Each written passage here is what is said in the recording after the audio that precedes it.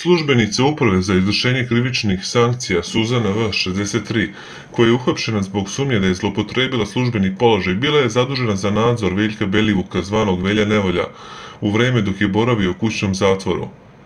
Lisice su joj stavljene, kako je saopštio MUP, zbog sumnje da je od juna 2020. osuđenicima koji su na izdržavanju kazne kućnog zatvora omogućavala slobodno kretanje i samovoljno napuštanje prostorija u kojima izdržavaju kaznu.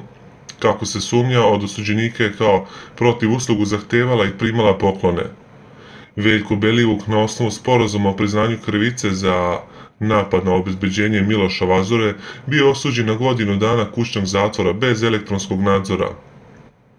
Istog dana, kada je oslobođen optužbi za pomaganje u ubistvu Vlastimira Miloševića u maju 2018.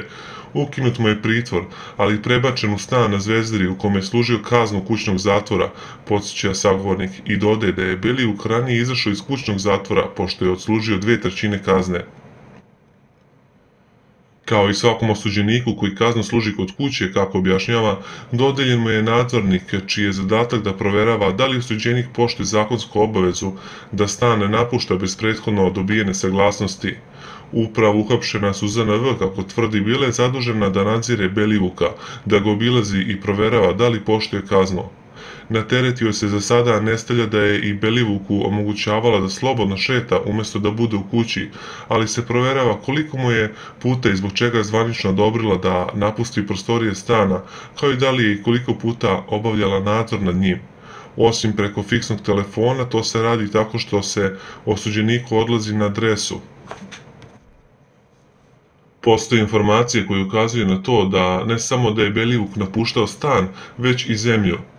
Navodno u periodu kada je trebalo da služi kaznu zatvora, on je sa porodicom bio na poznatim bazenima u Segedinu. Ove informacije se još proveravaju, kao i to da li je eventualno u vreme kada je zvanično Srbi služio kaznu sa falsifikovanim pasošem izlazio iz zemlje. Viši sud u Beogradu juče je odredio pritvor do 30 dana Suzani V, koja je na saslušanju višem tužilaštvu navodno negirala krivicu. Pritvor joj je određen rešenjem sudije za prethodni postupak kako ne bi uticala na svedoke.